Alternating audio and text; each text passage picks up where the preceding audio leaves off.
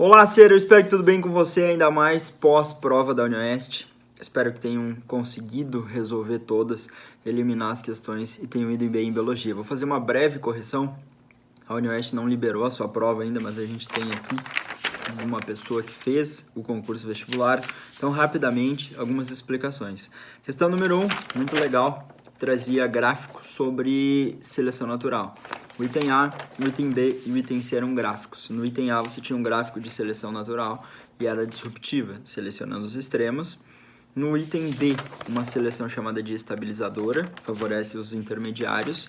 E no item C, uma seleção natural denominada de direcional. Então, nas alternativas, eu ia explorar isso basicamente com vocês. Gabarito, resposta D, a resposta correta. Letra A, ele fala, eu vou olhar na minha resolução e também na prova, então vocês me perdoem.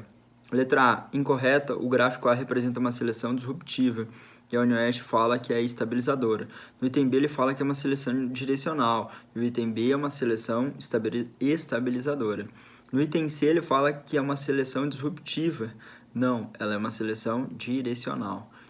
Então, ele altera os gráficos dentro dessas alternativas. A letra D está correta em todos os três tipos de seleção natural. O processo fundamental é que alguns indivíduos têm características hereditárias que lhes dão uma vantagem de sobrevivência e reprodução. A ideia de seleção natural principal, que não explorou o gráfico, mas que você tinha que ter como um conceito. Muito bem, em todos os três tipos de seleção natural, uma desvantagem de um fenótipo deixar mais descendentes, a letra E é equivocada porque se o fenótipo deixa mais descendentes é vantajoso e não desvantajoso. Questão número 2, fantástica, muito boa, sobre o colapso das abelhas. E a alternativa, o texto era mais ou menos extenso, nessa questão de número 2, e vai ficar invertido para vocês, desculpem também, mas qualquer coisa depois eu faço a postagem com as questões separadas. Mas a questão 2 falava, no ecossistema um sapo se alimenta, na letra A, um sapo se alimenta de uma abelha que por sua vez se alimenta do néctar das plantas. Então você tinha que organizar a cadeia alimentar ali e ela estava incorreta, pois os sapos são consumidores secundários e não o que ele fala que era terciário, se eu não me engano. O sapo posteriormente serve de alimento para uma cobra.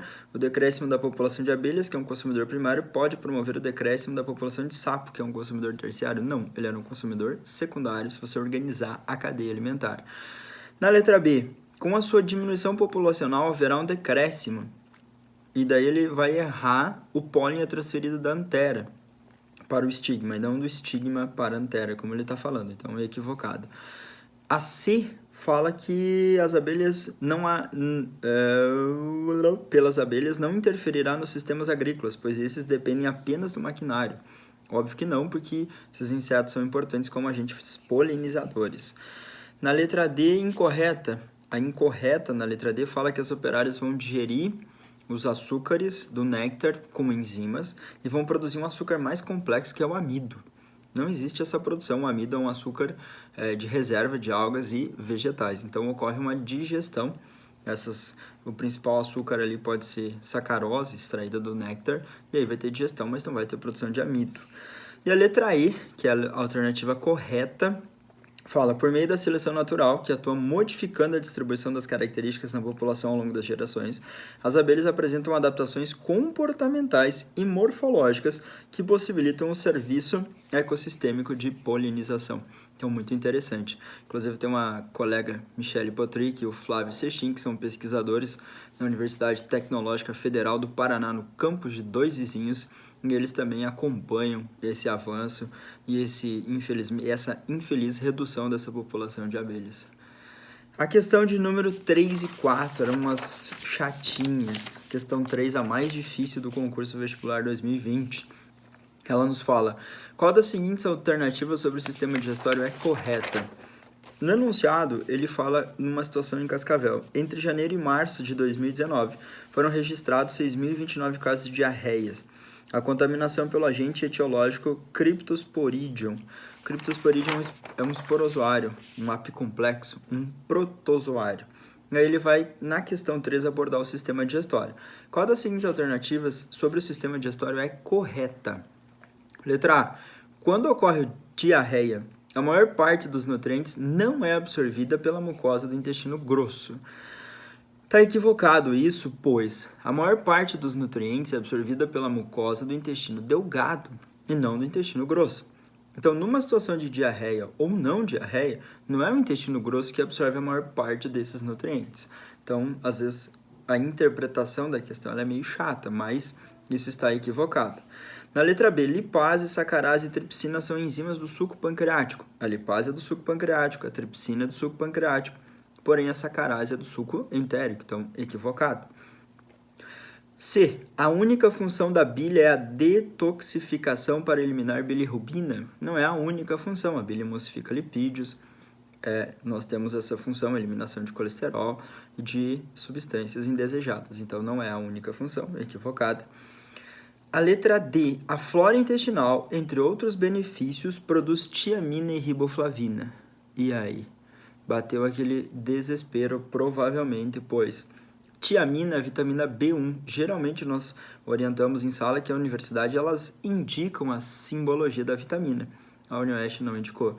Tiamina é a vitamina B1, riboflavina é a vitamina B2 e elas são produzidas, estudos apontam que existe essa produção pela microbiota intestinal. A UniOeste chama de flora intestinal. E a microbiota é o conjunto de micro-organismos. Então, estudos apontam que bactérias fazem a produção dessas substâncias. Então, essa alternativa estaria correta, ela está correta.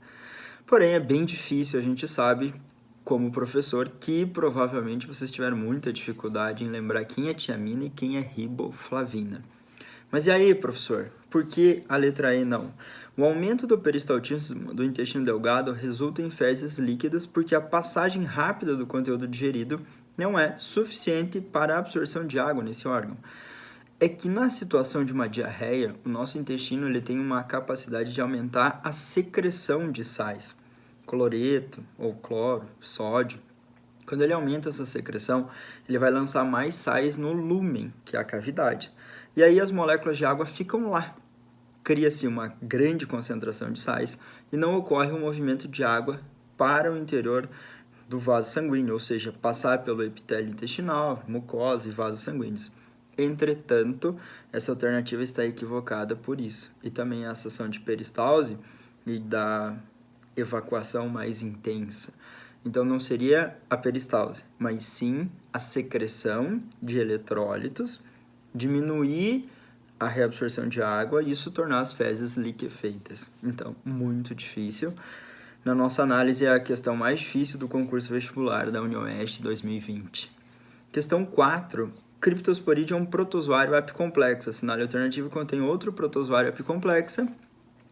Letra A, correta, Plasmodium vivax. Então, gênero Plasmodium, Toxoplasma são também apicomplexas, ou esporozoários. Então, letra A, alternativa correta. A B, Entamoeba histolítica, é um risópodo, a Trypanosoma cruzi é um flagelado, Paramécium ciliado e a moeba também um risópoda ou sarcodínia. Questão de número 5, mitocôndrias e respiração, ou algumas etapas, então, no enunciado. E aí é para você assinalar a alternativa correta. O DNA mitocondrial codifica todas as proteínas necessárias. Quando aparece todas, a gente sempre orienta vocês a ficarem bem ligados. E isso é errado, não são todas. Nós temos muitas proteínas que são produzidas, uma grande parte delas são produzidas no citosol, e aí são direcionadas para o interior da mitocôndria. Então, existe um sistema, um esquema para que as mitocôndrias consigam absorver do citosol. E existem transportadores específicos para isso. Então, a letra A equivocada ou errada. B. As cristas mitocondriais são projeções da membrana mitocondrial interna nas quais são localizados os componentes da cadeia respiratória.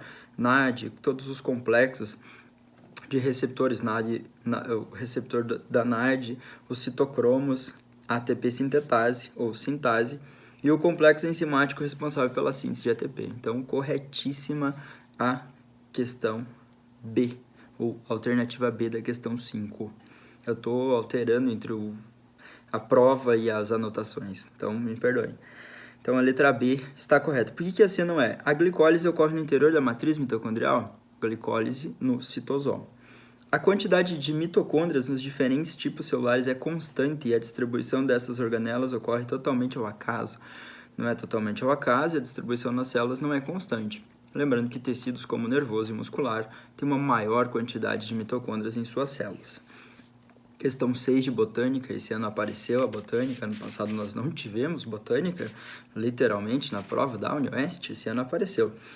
A raiz emerge da semente em germinação, permitindo a plântula fixar. É correto afirmar. Letra A. As raízes tuberosas como a mandioca, cenoura, batata inglesa e cebola. Se você pensar em a batata inglesa, é um caule do tipo tubérculo. E as cebolas são os catáfilos modificados que ficam presos na região do prato e formam o bulbo, que seria um caule subterrâneo. Então não é raiz. Alternativa A, equivocada. A B. O câmbio vascular e o filogênio são estruturas constituídas por células meristemáticas e responsáveis pelo crescimento em extensão. Meristema secundário, ficou a dica, era meristema secundário, crescimento em espessura, e não em extensão ou em comprimento. Então, a letra B, equivocada.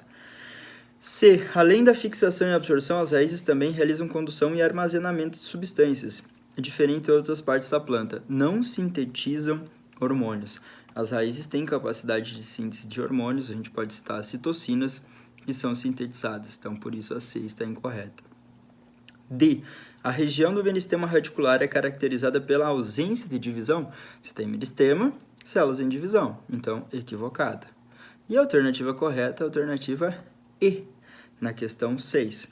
Os meristemas subapicais são caracterizados pela atividade mitótica de suas células e são protegidas pela coifa. Então, coifa era a estrutura, meristemas na região subapical, e isso garante o crescimento em comprimento. Então, meristema primário, 6, letra E, certinho.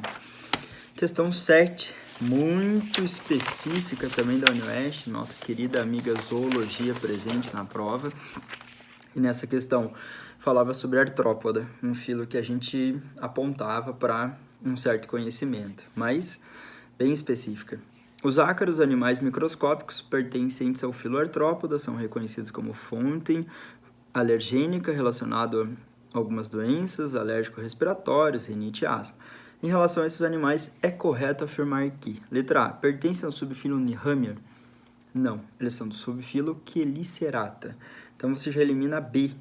Pertence ao subfilo Crustácea? Também não. C. Pertence ao subfilo Chelicerata, assim como aranhas, escorpiões e carrapatos. São caracterizados pela presença de apêndices articulados na região bucal. Chelicerata tem quelíceras, estruturas articuladas que ele se refere, então a C. São insetos? Não, eles são aracnídeos. Então, equivocada a letra D. E são exclusivamente terrestres. O exclusivamente é o que a gente sempre pede para vocês ter um cuidado. Então, não são exclusivamente, eles também podem viver no ambiente aquático. Muitos ácaros habitando esse ambiente aquático. Então, essa foi a sinopse da prova da UniOeste. Revisando, questão 1, letra D. Questão 2, letra E. Questão 3, letra D, e a mais difícil do concurso vestibular. Questão 4, letra A. Questão 5, letra B. Questão 6, letra E. E questão 7, letra C. Espero que tenham ido bem e qualquer dúvida, estou à disposição.